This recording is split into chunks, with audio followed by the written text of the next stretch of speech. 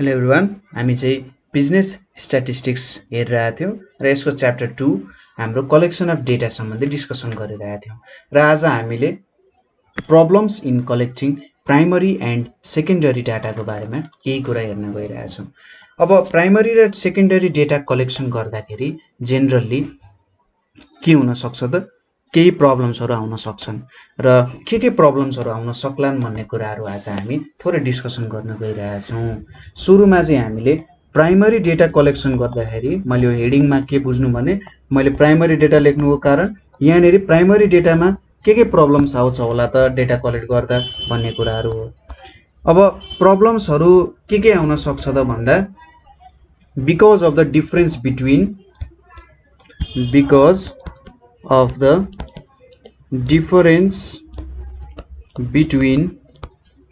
के त planned and experimental method of data collection, planned and experimental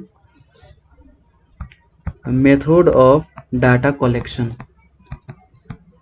ठीक छ, जस्तै तपाईले एउटा सर्टेन प्लान गर्नु भएको होला, तपाईले भन्नुभयो होला यो गाउँको यो ठाउँमा गएर यसरी डेटा कलेक्ट गर्ने, तर कस्तो हुन्छ भन्दाखेरि तपाईले थ्योरेटिकली एउटा प्लान त बनाउनु भयो, तर प्रब्लम के हुन सक्छ त्यहाँनेरि जाँदाखेरि अब प्र्याक्टिसमा आउनु पर्ने जुन मेथडहरु प्र्याक्टिसमा आउनु पर्ने हो त्यो नआउन सक्छ।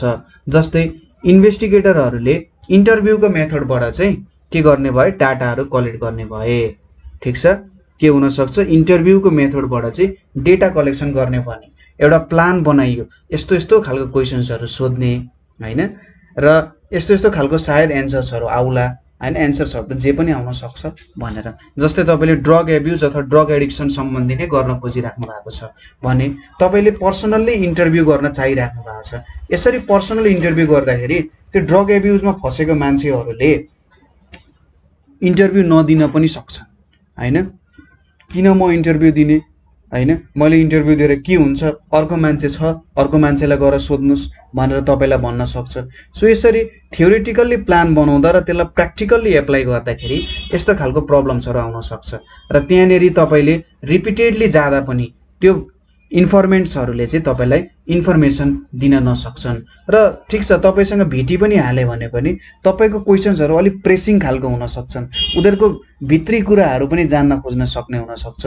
उनीहरुको चाइल्डहुड कसरी बित्यो, त्यसपछि त्यहाँनेरि कसरी फसेर तिनीहरु किन चाहिँ त्यहीनेरि थाहा हुँदै पनि यो नराम्रो हो भन्ने थाहा हुँदै पनि किन त्यसमै लागिराखे त भन्ने क्वेशन्सहरु अलिकति उनीहरुको इमोसन्सहरुसँग टच गर्ने क्वेशन्सहरु हैन। सो भेटिसके पनि के हुन सक्छ त तिनीहरुले एन्सर पनि देलान्, तर जहिले पनि राइट एन्सर दिन्छन्, आफुलाई साच्चै नै लागेको कुराहरु हुन सक्छन् भनेर नहुन सक्छ हैन। अब पर्सनल म्याटर्सको क्वेशनहरु सोध्यो भने अलिकति हिचकिचाहट हुन सक्छ। अब पुरानो कुराहरु सोध्यो भने बिर्सिन पनि सके हुन सक्छन् नि हैन।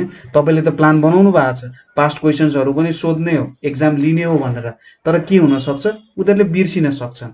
कसैले ढाट्न सक्छन्, कसैले नढाट्न सक्छन्, तर पनि उनीहरुले बिर्सिए भने तपाईको प्लान अनुसार त कुनै क्वेशन्सहरु त सोध्न मिलेन अथवा क्वेशन्सको राम्रो एन्सर आउन सकेन नि भनेपछि प्राइमरी डेटा कलेक्सनमा प्लान र एक्सपेरिमेन्टल मेथड अफ कलेक्सनमा धेरै प्रब्लम्सहरु आउन सक्छन्। यो प्रब्लम्सहरु जस्तै अब मैले अहिले भर्खरै गरेको चाहिँ डिरेक्ट इन्टरभ्यूमा कस्तो खालको प्रब्लम्सहरु आउन सक्यो भने दे मे रिफ्युज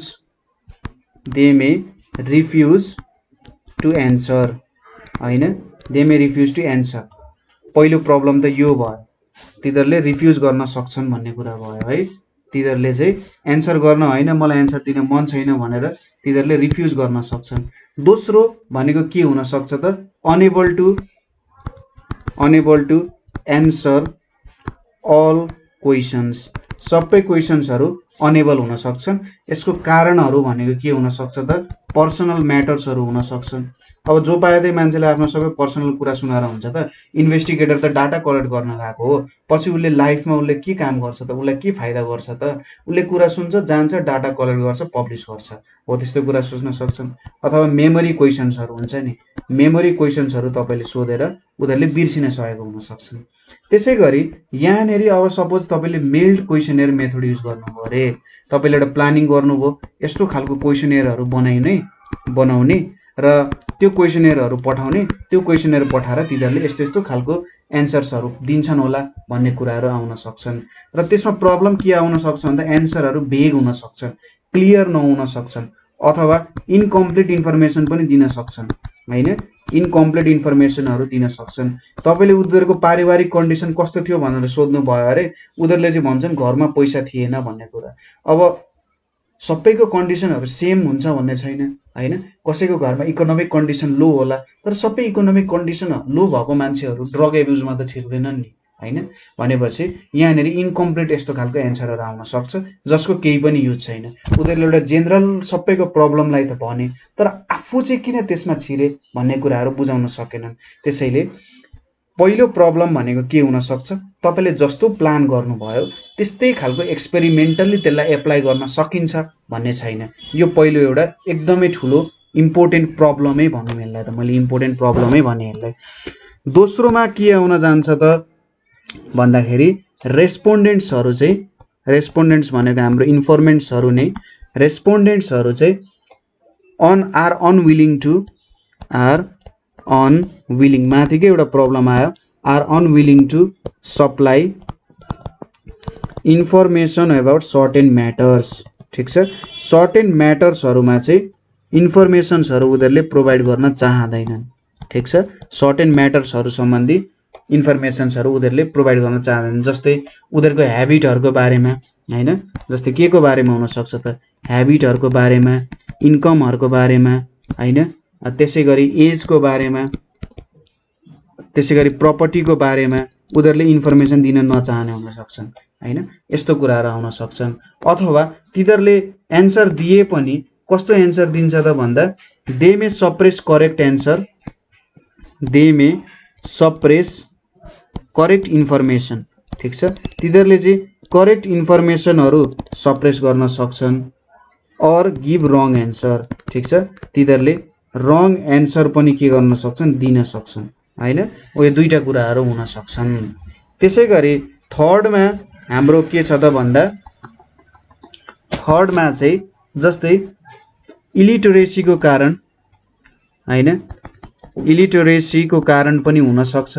इलिटरेसीको कारण के हुन सक्छ त, अब तपाईले सपोज एक्जामको लागि म आधी घण्टा टाइम दिन्छु भनेर सोचेको हुन सक्नुहुन्छ तर मान्छेहरु साक्षर नभएको कारण उनीहरुलाई आफ्नो कुराहरु व्यक्त गर्नको लागि समय लाग्न सक्छ। आधी घण्टामा 1 घण्टा लाग्यो भन्दा तपाईको एउटा इन्टरभ्यु तपाईले दिन सक्नु भएन नि हैन। भनेपछि इलिटरेसीको कारण के हुन जान सक्छ भन्दाखेरि उनीहरुले दिने रेस्पोन्स रेटहरु घट्न सक्छ। र यदि डाइरेक्ट इन्टरभ्यु हो भन्दा ठीक छ, तपाईले जसो तसो इन्फर्मेसन निकाल्नुहुन्छ तर मेल्ड क्वेसनर मेथड हो भन्दा तपाईको जुन डाटा कलेक्सनको तरिका छ त्यो टोटली नै रङ हुन गयो। तपाईले सपोज एउटा हाम्रो जिल्लामा धेरै मान्छेहरु असाक्षर छन् हैन, साक्षर छैनन् भने त्यहाँनेर तपाईले मेल्ड क्वेसनर पठाउनु भने त्यसको के काम भयो त? तपाईले त्यत्रो प्लानिङ गर्नुहुन्छ तर मान्छेहरुलाई पढ्नै आउँदैन, लेख्नै आउँदैन भने के लेख्ने त हैन। त्यहाँनेर इन्युमरेटर्सहरु पनि छैनन्, तपाईको करेस्पोन्डेन्ट्सहरु पनि, संवाददाताहरु पनि छैनन् भने कसले हेल्प गर्ने हैन। हो त्यस्तो कुरा हुन सक्छ। सो इलिटरेसीको कारण जनरली के हुन सक्छ, illiteracy decreases response rate of informants हैन, इन्फर्मेन्ट्स को रेस्पोन्स रेट घटाउँछ। And if mailed questionnaire method is used, mailed questionnaire method is used then त्यो बेलामा के हुन सक्छ, हाम्रो इन्क्वायरी टोटल्ली फेल्स हैन। त्यस्तो समयमा हामीले मेल्ड क्वेसनर मेथड युज गर्यौं भने हाम्रो इन्क्वायरी नै टोटल्ली नै के हुन सक्छ, फेल हुन सक्छ। त्यसैगरी अर्को भनेको हाम्रो के छ त भन्दा इन्फर्मेन्ट्सहरु हेजिटेट गर्छन् हैन, हेजिटेट गर्छन् कि हैन मलाई एन्सर दिन मन छैन अथवा रङ एन्सर दिने भनेर। त्यसैगरी पोभर्टी र इलिटरेसीको कारण पनि के हुन सक्छ, मान्छेलाई अब के मैले यो एन्सर दिइराख्ने होला, के काम, बरु मैले गएर यसो केही पैसा कमाउँछु भरे परिवारको लागि खाना चाहिन्छ भन्ने सोच हुन सक्छ। नराम्रो सोच होइन तर स्ट्याटिस्टिकल इन्क्वायरीको बारेमा त थोरै भए पनि समय त निकाल्न सकिन्छ हैन उनीहरुलाई थाहा नै छैन यसको फाइदा के छ भनेर र त्यसमा इम्पोर्टेन्स अथवा इन्ट्रेस्ट पनि दिन नसक्छन् सो अर्को पोइन्ट भनेको ड्यू टु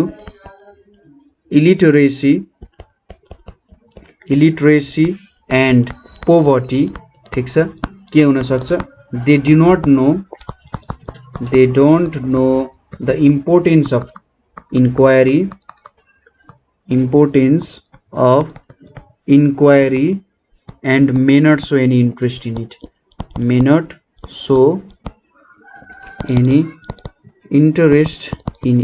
ठीक छ त्यसमा केही पनि इन्ट्रेस्ट नदेखाउन पनि सक्छन् हैन त्यसैगरी कहिलेकाहीँ के हुन सक्छ भने जो इन्युमरेटर्सहरु छ तिनीहरुको पर्सनल प्रेजुडिसहरु हैन तिनीहरु कोहीसँग अब ईर्ष्या गर्न सक्छन् हैन ईर्ष्या गर्न सक्छन् अथवा कसैको नराम्रो भलो चिताइरहेको हुँदैन अथवा कसैलाई भेदभाव गर्छन् भने त्यतिबेला जुन इन्फर्मेसन तपाईले कलेक्ट गर्नुहुन्छ त्यो इन्फर्मेसन चाहिँ बायस्ड हुन सक्छ र त्यसले तपाईलाई रङ कन्क्लुजनतिर लिड गर्न सक्छ के हुन सक्छ डाटा आर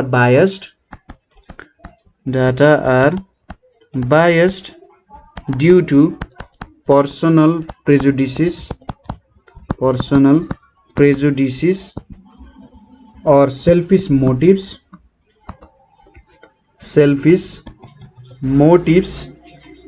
of enumerators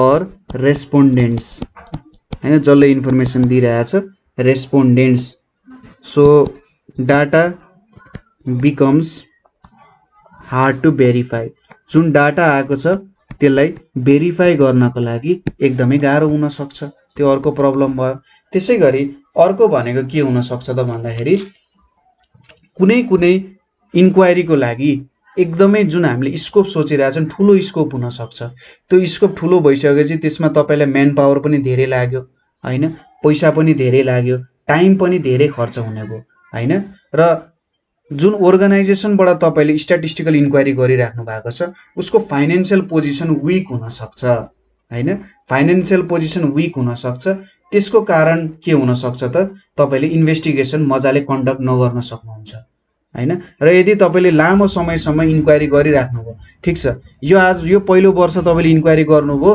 केही समयको लागि पुग्यो एउटा गाउँ अथवा एउटा जिल्लाको लागि तपाईले इन्क्वायरी गर्न सक्नुभयो अर्को वर्ष तपाईले अर्को जिल्लाको लागि गर्नु पर्यो होला अब यसरी तपाईले धेरै जिल्ला गर्दा त कति धेरै समय लाग्यो नि त्यो समयमा त डाटा चेन्ज भइसक्छ त्यो जिल्लाको नै एउटा रूप नै बदलिन सक्छ नि हैन त्यहाँनेरि मान्छेहरु जुन तपाईले ल्याकिङ भेट्नु भएको थियो तपाईले इन्क्वायरी गरिसक्दासम्म त त्यो ल्याक भएको कुराहरु हटि पनि सक्न सक्छ अथवा बढ्न पनि सक्छ नि हो यस्तो कुरामा पनि प्रब्लम हुन सक्छ सो अर्को प्रब्लम भनेको चाहिँ due to poor financial position के हुन सक्छ there may be lack of के त मैन पावर को ल्याक हुन सक्छ ठीक छ financial position there may be lack of manpower money and time हैन by which the inquiry ठीक छ by which the inquiry is beyond के हुन सक्छ त beyond scope of organizations हैन अर्गनाइजेसन को स्कोप बाहिर हुन सक्छ त्यसैगरी if the inquiry takes long time ठीक छ if the inquiry takes long time के हुन सक्छ त the data are likely to be changed ठीक छ यो कुरा हामीले डिस्कस गर्यौं भर्खरै त्यसैगरी के हुन सक्छ भन्दाखेरि जो इन्युमरेटर्सहरु छ तिनीहरुले डाटा कलेक्सनमा रङ पनि गर्न सक्छन् हैन एरर हो ह्युमनले एरर गर्न सक्छ ठीक छ हो त्यो एररको कारण पनि डाटामा धेरै रङ आउन सक्छ जस्तै यो पोइन्ट हामीले के लेख्नु पर्यो त भन्दा some enumerators field of schedule हैन some enumerators field of schedule may commit errors ठीक छ। अब सपोज इक्जाम्पल भने के हुन सक्छ, सपोज तपाईले एउटा फ्यामिलीमा इन्क्वायरी गरिराख्नु भएको छ, तपाईले स्केड्युल फिलअप गरिराख्नु भएको छ, एउटा नर्मल प्रोसेस हो। तपाईले एजहरु सोधिराख्नु भएको छ, बुवाको एज 52 हो, तपाईले 25 लेखिदिनु भयो हैन, बाउको एज 52 हो 25 लेखिदिनु भयो ठीक छ। अब छोराको एज 25 हो, तपाईले 52 लेखिदिनु भयो भन्छ त्यो कुरा त मिस्टेक हुन गयो। जो मान्छेले एडिट गरिरहेको छ त्यो एडिट गर्ने मान्छेलाई त थाहा भयो। अब उसले भन्ला, अब तपाईले भन्नुला ए होइन उसको एज बाउको एज त 52 थियो, अब त्यो कुरामा कतिको अथेन्टिक छ भन्ने कुरा त मान्न सकिएन नि त, किनभने इन्फर्मेसनै गल्ती हाल्दिसकेको छ भने त्यो इन्फर्मेसन अब राइट छ है भनेर त भन्न सकिएन नि। हो त्यस्तो कति ठाउँमा डाटाहरू रङ हुन सक्छ, हो त डाटाले के हुन सक्छ र तपाईको प्राइमरी डाटा कलेक्सन गरेर त्यसलाई एडिट गरिसक्दा त्यसमा धेरै नै प्रब्लम्सहरू आउन सक्छ ठीक छ। यो पनि अर्को प्रब्लम भयो। त्यसैगरी लास्टली अर्को प्रब्लम भनेको चाहिँ data may be lost due to natural calamities हैन, डाटाहरू चाहिँ नेचुरल क्यालामिटिज। अब यो धेरै ठुलो प्रब्लम त नहोला किनभने अहिले अब डाटालाई प्रिजर्भ गर्ने धेरैवटा मेथडहरू आइसक्यो, तर पनि भन्न सकिन्न कहिलेकाहीँ नेचुरल क्यालामिटिजको कारण यस्तो खालको प्रब्लम्सहरू पनि आउन सक्छ ठीक छ। यो भयो हाम्रो प्राइमरी डेटा कलेक्सन्सहरुमा आउने प्रब्लमहरु। अब एक दुईवटा प्रब्लम हाम्रो problems in collecting secondary data ठीक छ। कलेक्टिङ सेकेन्डरी डेटा कलेक्ट गर्दाखेरि कस्तो कस्तो खालको प्रब्लम्सहरु आउन सक्छ होला हैन। जस्तै के हुन सक्दैन, data may not be reliable suitable और एडिक्वेट। तपाईले जुन कुरामा रिसर्च गरिराख्नु भएको छ जेनरली के हुन्छ भन्दा जुन कुरामा रिसर्च गरिराख्नु भएको छ त्यो सम्बन्धी रिलायबल सुइटेबल र एडिक्वेट डेटा पाउन एकदमै अप्ठ्यारो छ, एकदमै रेयर केस पनि हुन सक्छ कहिलेकाहीँ हैन। हो यसको कारण चाहिँ प्रब्लम आउँछ किनभने सेकेन्डरी डेटा जुन कलेक्ट गराएको छौं त्यसको लागि त के हुनु पर्यो, डेटा रिलायबल सुइटेबल एडुकेट हुनु पर्यो नि, तर यस्तो केसेसहरु जहिले जहिले हुन्छ भन्ने छैन, त्यही भएर यो एउटा प्रब्लम हुन जान्छ। त्यसैगरी unpublished data is not easily accessible. अब जुन अनपब्लिश्ड डेटाहरु छ एक्सेसिबल, अब अनपब्लिश्ड डेटाहरु जेनरली स्कुल कलेजेस एकाडेमिसियन्सहरु हैन ओ यस्तो मान्छेले हस्पिटल्सहरुबाट डेटाहरु दिन अलिकति हेजिटेसन मान्न सक्छन् हैन, किन मैले डेटा दिने, यसले के नराम्रो पो गर्न लाग्यो कि भन्ने प्रकारको सोचहरु चाहिँ व्याप्त हुन सक्छ हैन। अब त्यो सोचको कारण के हुन सक्छ त मान्छेहरुले अनपब्लिश सोर्सेस अफ डेटाहरु नदिन सक्छन् हैन।